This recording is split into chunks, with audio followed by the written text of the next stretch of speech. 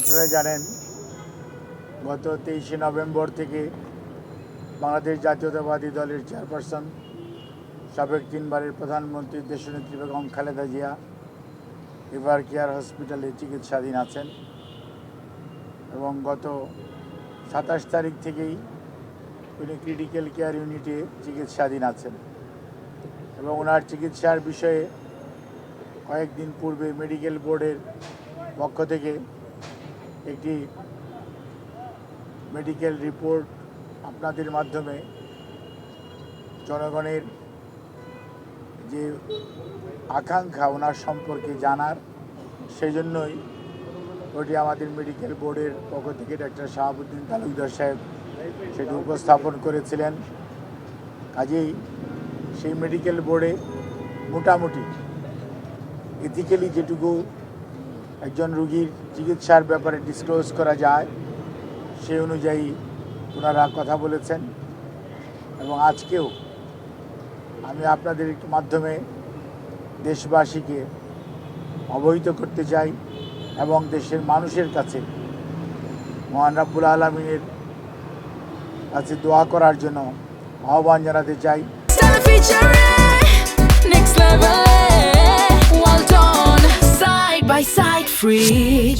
জাতির দেশনেত্রী বেগম খালেদা জিয়া মানুষের অকুণ্ঠ ভালোবাসা, শ্রদ্ধা এবং দোয়ায় আল্লাহ রাব্বুল আলামিনের অশেষ রহমতে আবারও সুস্থ হয়ে বাংলাদেশের রাজনীতি তথা বাংলাদেশে ওনার যথাযথ ভূমিকা রাখতে পারেন সেই আহ্বান জানাচ্ছি। অন্যদিকে আপনাদের জানার আগ্রহ আছে নিশ্চয়ই যে এই মুহূর্তে ওনার শারীরিক অবস্থা কেমন। এই মুহূর্তেও দেশনেত্রী বেগম খালেদা জিয়ার শারীরিক অবস্থা পূর্বে যে অবস্থায় ছিল, অর্থাৎ যেভাবে আমি কয়েকদিন আগেও আপনাদেরকে বলেছিলাম যে ওনার চিকিৎসা মেডিকেল বোর্ড, ওনার মেডিকেল বোর্ড একটি যে সারা বাংলাদেশের কয়েকজন ডাক্তার, ঠিক তা না, আমি আগেও তাদের নাম বলেছি, আজকেও হয়তো পরে বলে দিব। এখানে বাংলাদেশ, ইউকে এবং ইউনাইটেড স্টেটস অফ আমেরিকার অ্যাজ ওয়েল এস অস্ট্রেলিয়ার চিকিৎসকদের সমন্বয়ে গঠিত একটি মেডিকেল বোর্ড। সেই বোর্ড প্রতিদিন সকালবেলা ওনার স্বাস্থ্য পরীক্ষা করেন এবং ওনারা এখানে আলোচনা করেন, কিন্তু যেহেতু টাইম ডিফারেন্স আছে সেজন্যই প্রতিদিন আবার সন্ধ্যার পরে বিদেশিদের সাথেও আমাদের যৌথ এমডিটি মানে মেডিকেল মাল্টিডিসিপ্লিনারি যে মেডিকেল টিম সেটার মিটিং হয় এবং তারই পরিপ্রেক্ষিতে ওনার চিকিৎসা এখানে পরিচালিত হচ্ছে এবং উনি আলহামদুলিল্লাহ এখন পর্যন্ত চিকিৎসকদের পরামর্শ মোতাবেক যে চিকিৎসা ওনাকে দেওয়া হচ্ছে সেই চিকিৎসা উনি ঠিকমতো গ্রহণ করতে পারছেন এবং ওনার শারীরিক অবস্থা গত কয়েকদিন পূর্বেও যে অবস্থায় ছিল আলহামদুলিল্লাহ উনি সেটি মেনটেন করে যাচ্ছেন। সেই জন্যই চিকিৎসক সহ ওনার সাথে সম্পৃক্ত সবাই, আমরা যারা এই হসপিটালের চিকিৎসকরা সহ সবাই অত্যন্ত আশাবাদী যে ইনশাআল্লাহ দেশনেত্রী বেগম খালেদা জিয়া ধীরে ধীরে সুস্থ হয়ে যাবেন। তারপরেও মনে রাখতে হবে ওনার যে অসুস্থতা এবং ওনার যে বয়সের চেয়ে বেশি ওনার যে অসুস্থতা এবং ওনাকে পরিকল্পিতভাবে যেরকম অসুস্থ অবস্থার মধ্যে বিগত সময়ে ঠেলে দেওয়া হয়েছে, চিকিৎসা যথাযথভাবে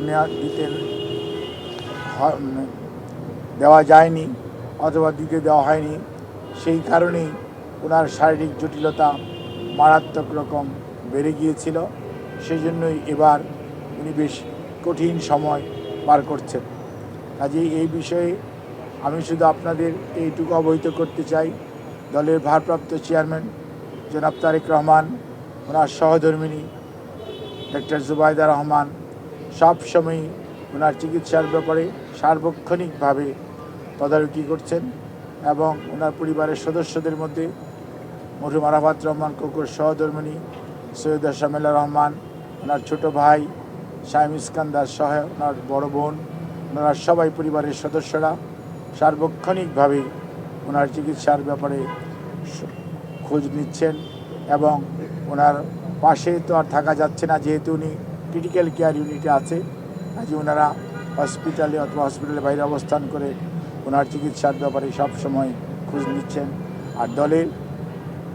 মহাসচিব সহ স্থায়ী কমিটির সকল সদস্যরা এবং বাংলাদেশ জাতীয়তাবাদী দলের অগণিত নেতাকর্মী সহ দেশের সকল রাজনৈতিক দল, সর্বোপরি প্রধান উপদেষ্টা সহ অন্তর্বর্তীকালীন সরকারের উপদেষ্টা মণ্ডলী এবং সেই সাথে এই সরকারের বিভিন্ন পর্যায়ের সহযোগিতা আমরা অত্যন্ত শ্রদ্ধার সঙ্গে কৃতজ্ঞতার সঙ্গে স্মরণ করি এবং তারা সার্বক্ষণিকভাবে আমাদের সহযোগিতা দিয়ে যাচ্ছেন। এবং সর্বোপরি এই হসপিটালের কর্মরত চিকিৎসক, নার্স এবং বিভিন্ন পর্যায়ের কর্মকর্তারা তাদের সহযোগিতা অব্যাহত রেখেছেন।